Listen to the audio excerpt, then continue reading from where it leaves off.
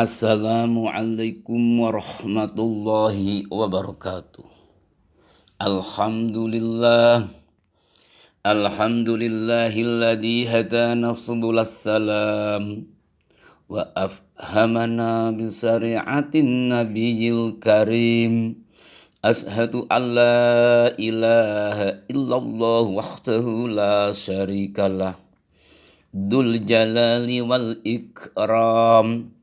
Wa ashhadu anna sayyidana wa nabiyyana Muhammadan abduhu wa rasuluh. Allahumma salli wa sallim wa barik ala sayyidina Muhammad wa ala alihi wa ashabihi wattabi'ina bi ihsanin ila yaumiddin. Amma ba'd, fa ya ayyuhal ikhwan, usikum wa nafsi bitaqwallah, faqad fazal muttaqun. Qala Allah ta'ala fil Qur'anil Karim, a'udzu billahi minas syaitonir rajim. Ya ayyuhalladzina amanu taqullaha wa qulu qawlan sadida yuslih lakum a'malakum wa yaghfir lakum dunubakum wa may yuti'illaha rasulahu faqad faza fawzan 'azima. Fa ya ayyuhal hadirun, jamaah Masjid Baitur Rahman yang berbahagia, pada kesempatan yang baik ini marilah kita tingkatkan ketakwaan kepada Allah dengan sebenar-benar takwa. Dengan takwa itu semoga Allah senantiasa meningkatkan derajat kita, menjaga dari berbagai bala dan mara bahaya, memanjangkan umur, melapangkan rizki, dan membukakan pintu dari segala kesulitan. Amin, amin, ya Rabbal Alamin. Hadirin yang mulia, dalam kurun beberapa bulan terakhir ini telah terjadi beberapa musibah yang melanda di seluruh dunia, terutama di negeri kita tercinta. Beberapa hari yang lalu terjadi gempa bumi di Sulawesi Barat dan banjir bandang di Kalimantan Selatan.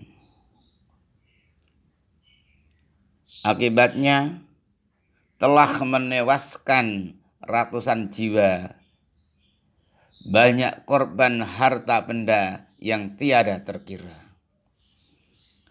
Kejadian itu membuat semua kalangan prihatin dan sedih karena menelan banyak korban. Banyak orang yang meninggal dunia. Rumah-rumah penduduk porak-poranda. Fasilitas umum mengalami kehancuran dan lain sebagainya. Kenapa kita patut prihatin atas masalah ini? Jawabannya adalah karena kita pun tidak tahu rencana Allah sebagai zat yang maha kuasa, zat yang maha mengetahui, zat yang maha mendengar, zat yang maha bijaksana. Mungkin sekarang mereka yang menjadi korban, tetapi bukan tidak menutup kemungkinan pada suatu saat giliran tiba yang lain. Mungkin juga kita. Na'udzubillah min dzalik. Hakikat yang ada di muka bumi ini adalah milik Allah. Termasuk kita yang sedang berdiri dan duduk di masjid ini. Namanya saja barang kepunyaan. Ia tidak terlepas dari kehendak sang pemiliknya, yang akan diminta, diambil, dipergunakan kapan dan di mana saja. Hal ini sesuai dengan Quran surat Ali Imran ayat 129 yang berbunyi sebagai berikut. Walillahi ma fis samawati wal ardh yaghfiru liman yasha'u wa yu'adzibu man yasha'u wallahu ghafurur rahim.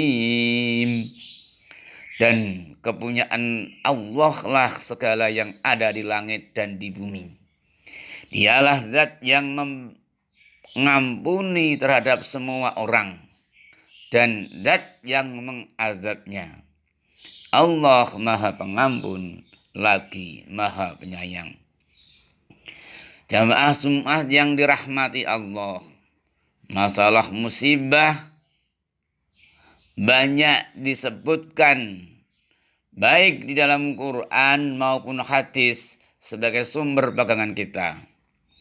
Bahkan tidak kurang dari 70 tempat atau ayat yang membahas masalah ini.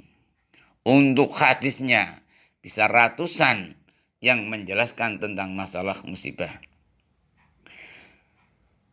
Semuanya haruslah difahami sebagai renungan dan pelajaran bagi hamba-hambanya. Hal ini sesuai dengan apa yang disebutkan pada Quran surah Ar-Rum ayat 41. Zaharul fasadu fil barri wal bahri bima kasabat aydin nasi liyudhiqahum ba'dalladzi amilu la'allahum yarji'un. Telah nampak kerusakan di darat dan di laut yang disebabkan karena ulah perbuatan manusia, supaya Allah merasakan kepada mereka sebagian dari akibat perbuatan mereka, agar mereka kembali ke jalan yang benar. Ar-Rum ayat 41. Makna ayat tersebut minimal mengandung 3 hal. Yang pertama, bahwa kerusakan yang ada di muka bumi ini disebabkan oleh ulah perbuatan manusia yang tidak bertanggung jawab. Mereka mengeruk kekayaan alam tanpa perhitungan, memakan daging binatang dan tumbuh-tumbuhan tanpa mengenal halal dan haram, berbuat kezaliman tanpa perasaan, dan tak segan-segan menerjang aturan. Makna yang kedua, bahwa musibah itu datang agar manusia merasakan akibat yang diperbuatnya sebagai balasan atas kezaliman yang mereka lakukan. Makna yang ketiga, agar mereka mau kembali ke jalan yang lurus atau mau beriman kepada Allah, zat yang menciptakannya. Hal ini sesuai dengan hadis Nabi yang diriwayatkan oleh Ibnu Abi Syaibah sebagai berikut. Haddatsana Hafiz an Lais an Sahr qala zulzilatil madinatu fi akhdin Nabi sallallahu alaihi wasallam faqala inna rabbakum yasta'tibukum fa'atibu. Diceritakan dari Hafiz, dari Lais, dari Sahr. Beliau mengatakan, maksudnya Rasulullah mengatakan, kota Madinah pernah mengalami goncangan di masa Nabi Muhammad sallallahu alaihi wasallam.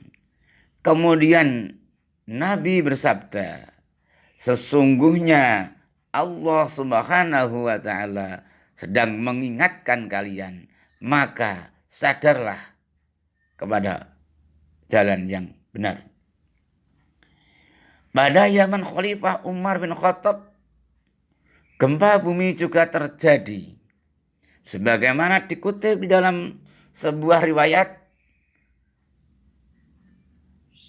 yang berbunyi sebagai berikut.